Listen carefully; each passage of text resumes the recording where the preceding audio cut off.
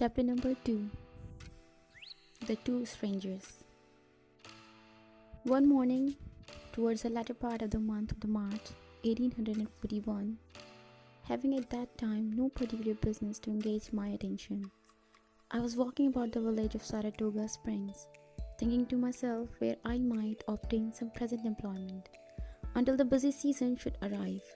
Annie, as was her usual custom, had gone over to Sandy Hill, a distance of some 20 miles, to take charge of the culinary department at Cheryl's Coffee House. During the session of the court, Elizabeth, I think, had accompanied her. Margaret and Alonzo were with their aunt at Saratoga. On the corner of Congress Street and Broadway, near the tavern, then, and for aught I knew to the contrary, still kept by Mr. Moon, I was met by two gentlemen of respectable appearance, both of whom were entirely unknown to me. I have the impression that they were introduced to me by someone of my acquaintances, but who? I have in vain endeavored to recall, with the remark that I was an expert player on the violin. At any rate, they immediately entered into conversation on that subject, making numerous inquiries touching my proficiency in that respect, my responses being to all appearances satisfactory. They proposed to engage my service for a short period, stating at the same time I was just such a person as their business required. Their names, as they afterwards gave them to me, were Merrill Brown and Abram Hamilton. Though whether these were their true appellations, I have strong reason to doubt. The former was a man apparently 40 years of age, somewhat short and thick, set with a countenance indicating shrewdness and intelligence. He wore a black frock coat and black hat, and said he resided either at Rochester or at Syracuse. The latter was a young man of fair complexion and light eyes, and, I should judge, had not passed the age of 25. He was tall and slender, dressed in a snuff-colored coat, with glossy hat and vest of the elegant pattern. His whole apparel was in the extreme of fashion. His appearance was somewhat effeminate, but prepossessing, and there was about him an easy air that showed he had mingled with the world.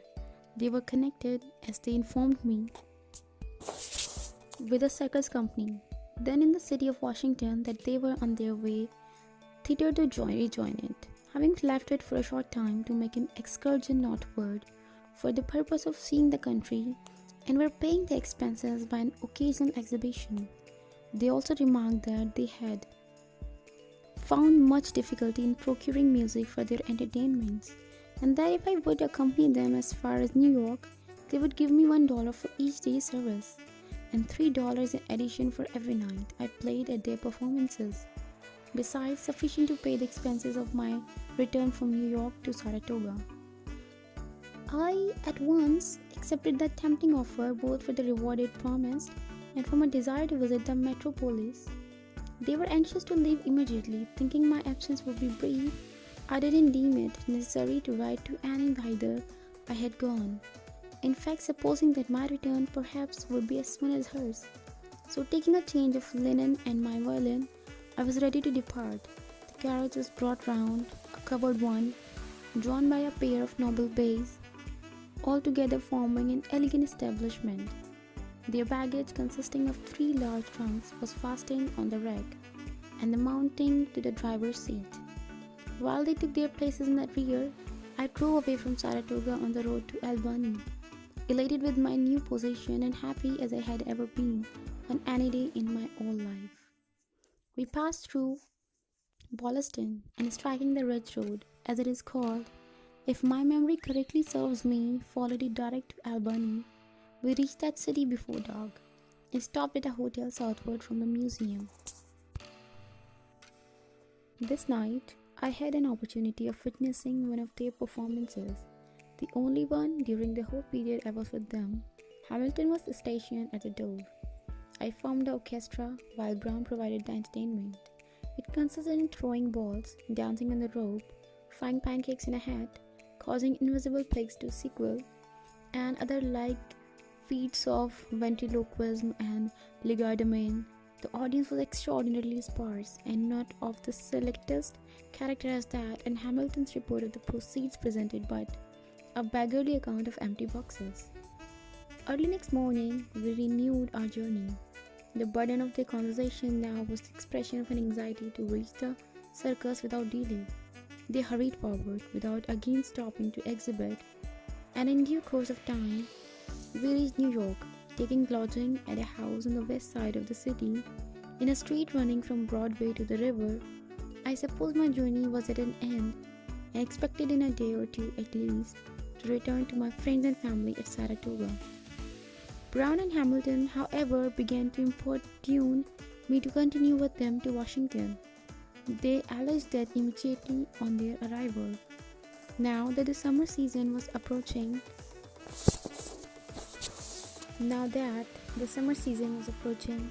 the circus would set out of the north. They promised me a situation and high wages if I would accompany them. Largely did they expatiate on the advantages it would result to me, and such were the flattering representations they made, that I finally concluded to accept the offer.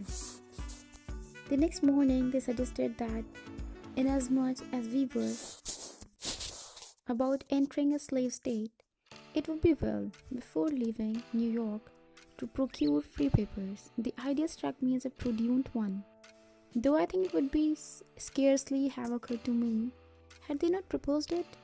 We proceeded at once to what I understood to be the custom house. They made oath to certain facts showing I was a free man. A paper was drawn up and handed us, with the direction to take it to the clerk's office. We did so, and the clerk, having added something to it, for which he was paid 6 shillings, we returned again to the custom house. Some further formalities were gone through, but before it was completed, when, paying the officer $2, I placed the papers in my pocket and started with my 2 friends to our hotel.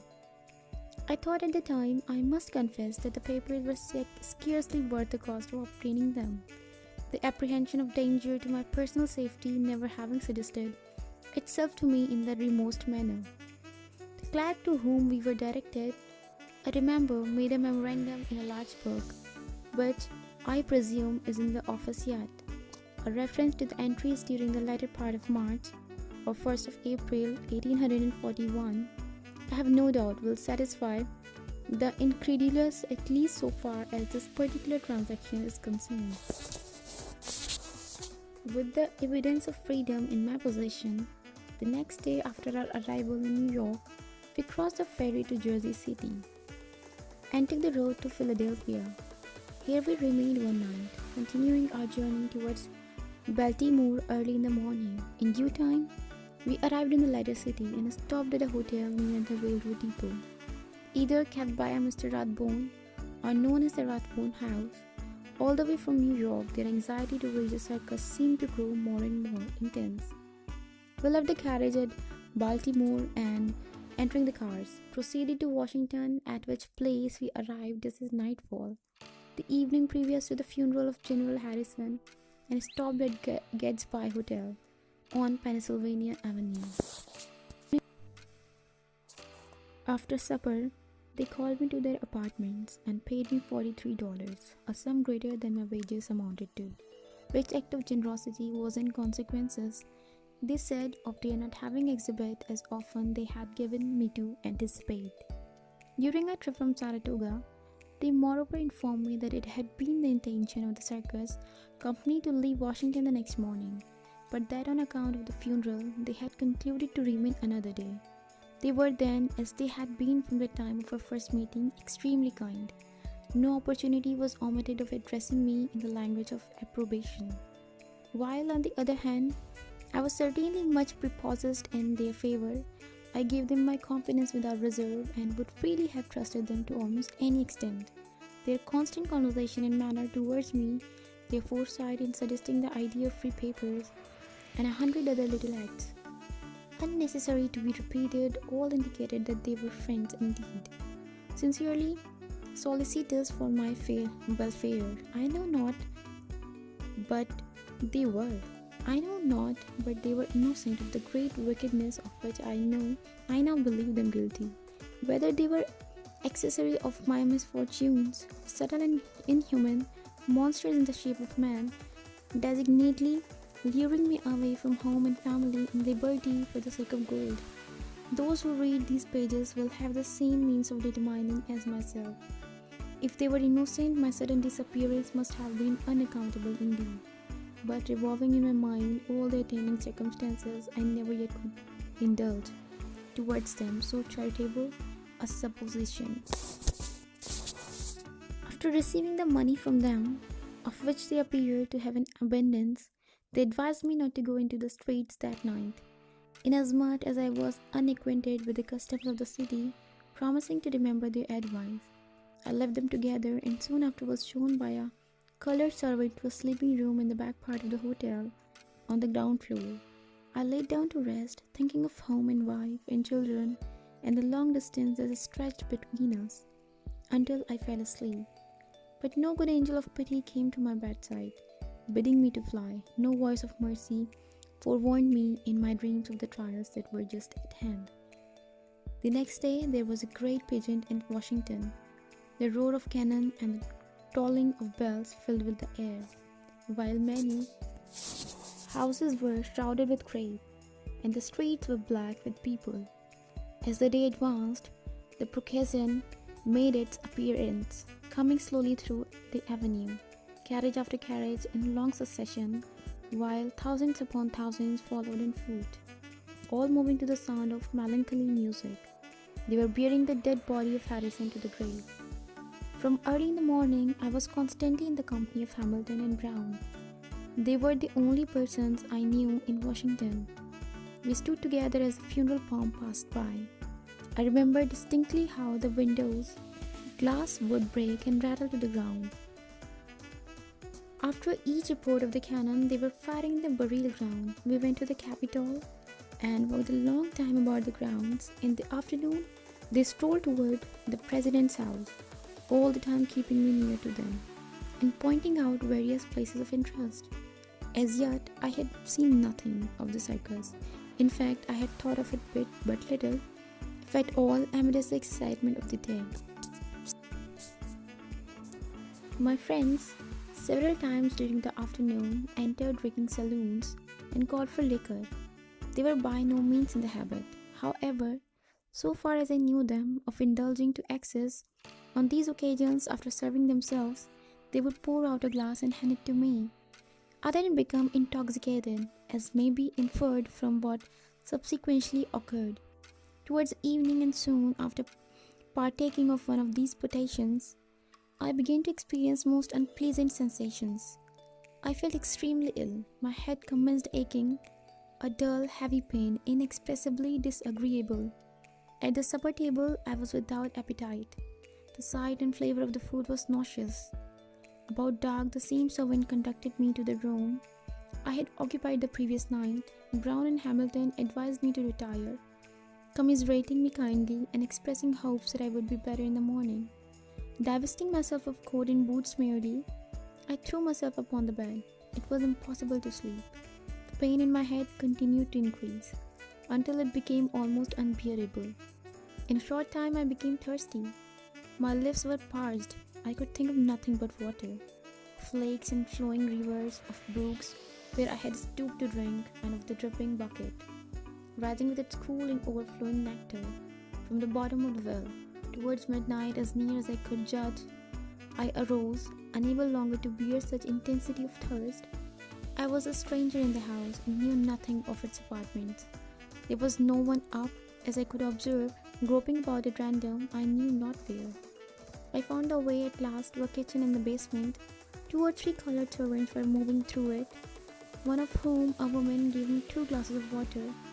It afforded momentary relief, but by the time I had reached my room again, the same burning desire of drink, the same tormenting thirst, had again returned. It was even more torturing than before, as also the wild pain in my head, if such a thing could be. I was in sore distress, in most excruciating agony. I seemed to stand on the brink of the madness. The memory of that night of horrible suffering will follow me to the grave. In the course of an hour or more after my return from the kitchen, I was conscious of someone entering my room. There seemed to be several, a mingling of various voices, But how many or who they were, I cannot tell. Whether Brown and Hamilton were among them is a mere matter for conjecture. I only remember with any degree of distinctness that I was told it was necessary to go to a physician and procure medicine, and that pulling on my boots, without coat or hat, I followed them through a long passageway or alley into the open street. It ran out at night, angels from Pennsylvania Avenue. On the opposite side, there was a light burning in a window. My impression is there were then 3% with me, but it is altogether indefinite and vague. And like the memory of a painful dream, going towards a light which I imagined proceeded from a physician's office, and which seemed to recede as I advanced, is the last glimmering recollection I can now recall. From the moment I was insensible, how long I remained in that condition, whether only that night or many days and nights, I do not know. But when consciousness returned, I found myself alone, in utter darkness and in chains. The pain in my head had subsided in a measure, but I was very faint indeed. I was sitting upon a low bench, made of rough boards and without coat or hat. I was handcuffed. Around my ankles also were a pair of heavy fetters. One end of a chain was fastened to a large ring in the floor, the other to the fetters on my ankles. I tried in vain to stand upon my feet. Waking from such a painful trance, it was some time before I could collect my thoughts. Where was I? What was the meaning of these chains? Where were Brown and Hamilton? What had I done to deserve imprisonment in such a dungeon? I couldn't comprehend. There was a blank of some indefinite period preceding my awakening in that lonely place, the events of which the utmost stretch of memory was unable to recall. Whenever I chanced to move, I spoke aloud, but the sound of my voice stalled me. I felt of my pocket so far as the fetters would allow, far enough, indeed, to ascertain that I had not only been robbed of liberty, but that my money and free paper was also gone. Then did the idea begin to break upon my mind, at first dim and confused, that I had been kidnapped. But that I thought was incredible. There must have been some misapprehension, some unfortunate mistake. It could not be that a free citizen of New York, who had wronged no man, nor violated any law, should be dealt with thus inhumanly. The more I contemplated my situation, however, the more I became confirmed in my suspicions. It was a desolate thought. Indeed, I felt there was no trust or mercy in an unfeeling man. In commanding myself to the God of oppressed, bowed my head upon my fettered hands and wept most bitterly.